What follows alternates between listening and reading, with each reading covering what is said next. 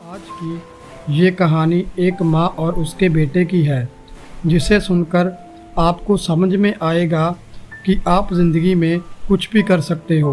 बस आपको अपने ऊपर भरोसा होना चाहिए। अगर आपको अपनी ज़िंदगी से कुछ शिकायतें हैं तो आपको ये कहानी एंड तक ज़रूर सुननी चाहिए। एक छोटे से गांव में सुंदर नाम का एक लड़का रहता था। बचपन में ही उसके पिता की मृत्यु हो जाने के कारण घर की स्थिति कुछ कमज़ोर थी। सुंदर की माँ कुछ पढ़ी लिखी थी, मगर उतनी पढ़ाई में नौकरी कहाँ मिलने वाली थी। सो घर घर में बर्तन मांजकर और सिलाई बुनाई का काम करके वह अपने लड़के को पढ़ा रही थी। सुंदर सहवाब से थोड़ा शर्मीला था और चुपचाप बैठा रहता था। एक दिन जब वह स्कूल से लौटा तो उसके हाथ में एक लिफाफा था।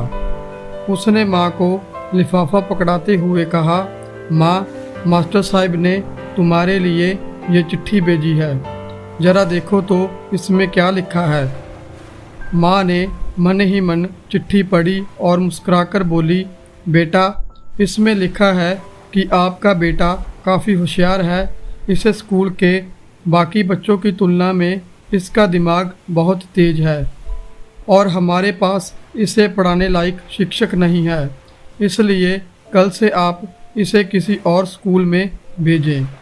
ये बात सुनकर सुंदर को स्कूल ना जा सकने का दुख हुआ, पर साथ ही उसका मन आत्मविश्वास से भर गया कि वह कुछ खास है और उसकी बुद्धि तीव्र है। माँ ने उसका दाखिला एक अन्य स्कूल में करा दिया। समय बीतने लगा। सुंदर ने खूब मेहनत से पढ़ाई की।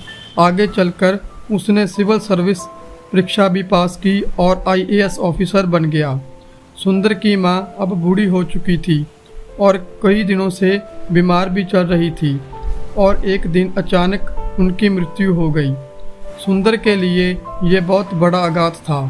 वह बिल्क बिल्क कर रो पड़ा। उसे समझ नहीं आ रहा था कि अब अपनी माँ के बिना वो कैसे जिएगा। रोते रोते ही उसने माँ की पुरानी अलमारी खोली और हाथ में उनकी माला, चश्मा और अन्य वस्तु लेकर चूमने लगा। उसे अलमारी में सुंदर के पुराने खिलौने और बचपन के कपड़े तक संभाल कर रखे हुए थे। सुंदर एक एक कर सारी चीज़ें निकालने लगा और तभी उसकी नज़र एक पुरानी चिट्ठी पर पड़ी। दरअसल ये वही चिट्ठी थी जो मास्टर साहब ने उसे 18 साल पहले दी थी। नम आँखों से सुंदर उसे पढ़ने लगा। आदरणीय अभिभावक, आपको बताते हुए हमें अफसोस हो रहा है कि आपका बेटा सुंदर पढ़ाई में बहुत कमज़ोर है और खेल कूद में भी भाग नहीं लेता है।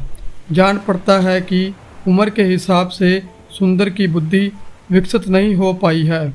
अंत हमें इसे अपने विद्यालय में पढ़ाने में असमर्थ हैं। आपसे निवेदन है कि सुंदर का दाखिला किसी मध्य बुद्धि विद्यालय में कराएं अथवा खुद घर पर रखकर उसे पढ़ाएं।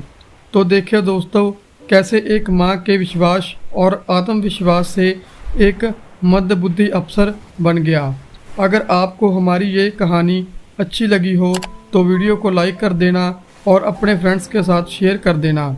अगर आपको ऐसे ही कहानियाँ देखना अच्छा लगता है तो हमारे चैनल को अभी सब्सक्राइब कर लेना और साथ ही साथ बेल आइकॉन को भी दबाना, ताकि आपको ऐसी ही मोटिवेशनल वीडियो मिलती रहे।